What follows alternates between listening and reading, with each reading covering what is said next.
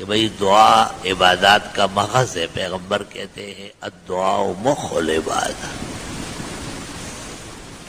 دعا عبادت کا نچوڑ ہے، خلاصہ ہے. امام بخاری کہتے ہیں کہ الدعاء فی الصلاۃ، نماز میں بھی بہت دعائیں ہیں. پھر کہتے ہیں الدعاء بعد الصلاۃ، نماز کے بعد بھی دعائیں مانگی جاتی ہیں. مختلف احوال میں دعائیں ہیں. قرآن شریف کی سورتوں میں بھی دعائیں ہیں. بہت سارے مقامات پر مسجد داخل ہوتے وقت، باہر نکلتے وقت، کھانا شروع کرتے وقت، ختم کرتے وقت، نیا کپڑا پہنتے وقت، طہارت خانے جاتے وقت، طہارت خانے سے خارج ہو کے باہر نکلتے وقت، یہاں تک کہ بیوی سے ہم بستری کے وقت بھی اللہم جنبنا الشیطان وجنب الشیطان مما رزقتنا، اے شیطان ہم سے بھی اور جو اولاد آپ دیں گے ان سے بھی دور فرما. بخاری شریف میں ان قدر بینہما ولد لم یضرہ، اگر اس ملاقات سے بچہ جڑ گیا تو شیطان اس کا کچھ نہیں بگاڑ سکے گا، کیونکہ دعا مانگی گئی ہے. کہ انبیاء کی دعائیں موجود ہیں. آدم علیہ السلام کی دعا ہے ربنا ظلمنا انفسنا وان لم تغفر لنا وترحمنا لنکونن من الخاسرین. نوح علیہ السلام کی دعا ہے رب انی مغلوب فانتصر رب لا تذر علی الارض من الکافرین دیارا. خدا ان کافر بےایمانوں میں ایک کو بھی نہ چھوڑے. خدا انہوں نے مجھے بہت عاجز و بے بس کیا، آپ میری مدد فرمائیں. ابراہیم علیہ السلام کی دعائیں ہیں رب لا تخزنی یوم یبعثون یوم لا ینفع مال ولا بنون. خدا قیامت کے دن کے رسوائی سے بچا، وہاں نہ اولاد کام آئے گی اور نہ مال کام آئے گا. حضرت موسیٰ علیہ السلام کی دعائیں قرآن مجید میں موجود ہے رب اشرح لی صدری ویسر لی امری واحلل عقدۃ من لسانی یفقہوا قولی. اور حضرت نے یہ بھی کہا ہے رب انی لما انزلت الی من خیر فقیر. میں آپ کی دعاؤں کا اور آپ کی رحمت کا بہت محتاج ہوں. میں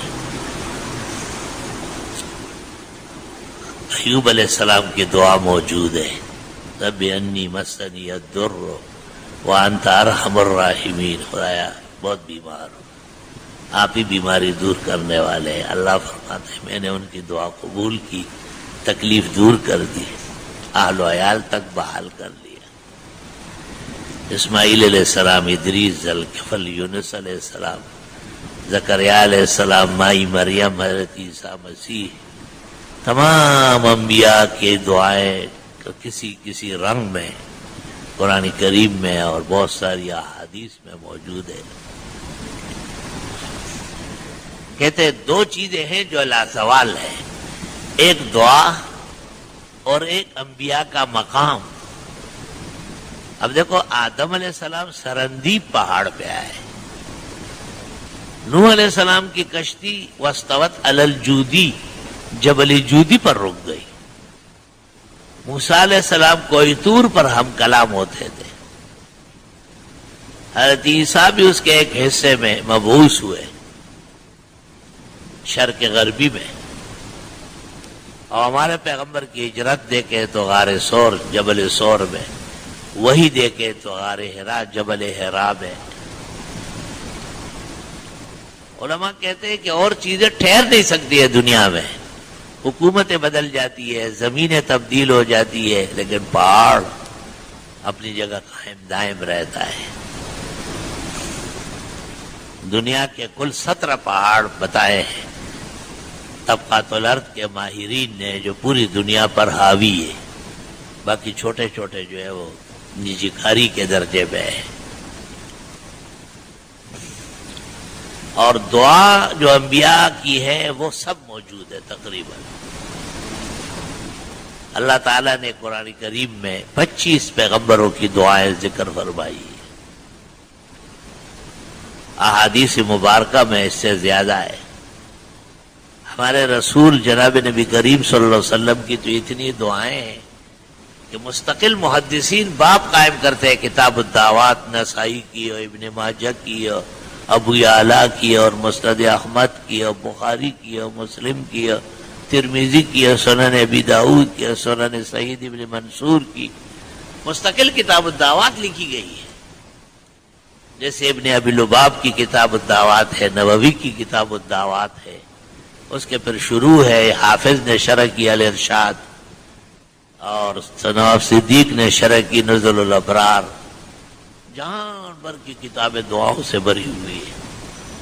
ابن سنی نے سلف میں عمل الیوم واللیل میں 24 گھنٹے کی دعائیں اور اعمال نقل کیے. نسائی نے عمل الیوم واللیل 24 گھنٹے کے شب و روز کے اعمال و دعائیں نقل کی. حناد ابن سری نے زہد میں نقل کی، ابن المبارک نے زہد میں نقل کی. لا الہ الا اللہ وحدہ لا شریک لہ. دعاؤں پر بہت زیادہ توجہ دیا کریں اور تسلی سے دعا مانگیں. چاہیے تو یہ کہ ہر وقت ہم تسلی سے مانگیں، لیکن ہم کمزور ہیں، عاجز ہے، بے بس ہے، بیمار ہے، مصروف ہے. تو 24 گھنٹے میں ایک وقت ایسا نکالو کہ اس میں آپ تفصیل کے ساتھ دعائیں مانگیں، اور پھر ان دعاؤں کا اللہ تعالیٰ کو حوالہ دے. پیغمبر نے بھی بدر میں اللہ کو حوالہ دیا ہے کہ آپ نے مجھ سے ایک عہد کیا ہے، ایک وعدہ کیا ہے کہ آپ میرے رسول ہیں اور میں آپ کی مدد کروں گا، وہ آج پورا کر لیں. حالات بہت خراب ہیں، اور اللہ نے اس پر تسلی نازل فرمائی کہ بات ہو گئی، آپ بے فکر رہے، میں مدد بھیج رہا ہوں.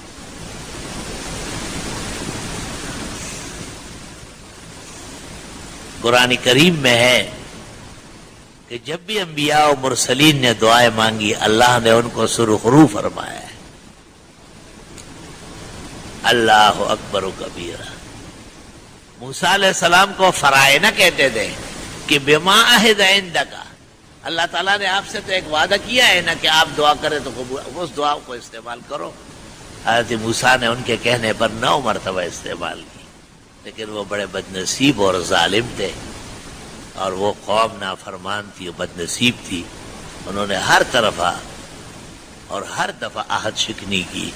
آخر اللہ تعالیٰ نے ان پر عذاب نازل کیا اور تباہ و برباد فرمائے.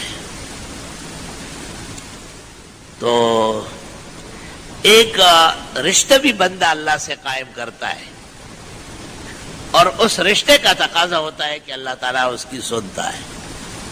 یہ قیمتی بات ہے. خچر گدھا قسم کے لوگ نہیں سمجھتے، ان کو فوراً جو ہے نا چونٹیاں کاٹ لیتی ہے وہ بھاگ دو. یہ جواہر ہے، قیمتی یاقوت ہر ایک تھوڑی رکھ سکتا ہے. امت میں چند افراد ہوتے ہیں، اس لیے تو آپ ان کی دیکھیں شکلیں مسخ ہو چکی ہے. دعا مانگیں گے تو ان کو خارش شروع ہو جائے گی، دعا مانگیں گے تو آنکھوں میں کجلی ہو جائے گی، دعا مانگیں گے تو جمائی آنا شروع ہو جائے گا. یہ سب بدنصیبی، یہ سب بغیرت پن جو ان پر دعاؤں میں مسلط. دعاؤں میں ان پر کانسی آ جائے گی، پنکھے گرنا شروع کر دیں گے. اللہ چاہتا نہیں ہے کہ یہ مانگ لے، یہ مانگنے سے محروم ہے، بدنصیب قوم ہے. دعا مانگنا ہر ایک کا کام نہیں ہے. دعا کوئی وجہ مانگتی ہے، کوئی طاقت چاہتی ہے، کوئی موقع محل مانگ رہی ہے. دعا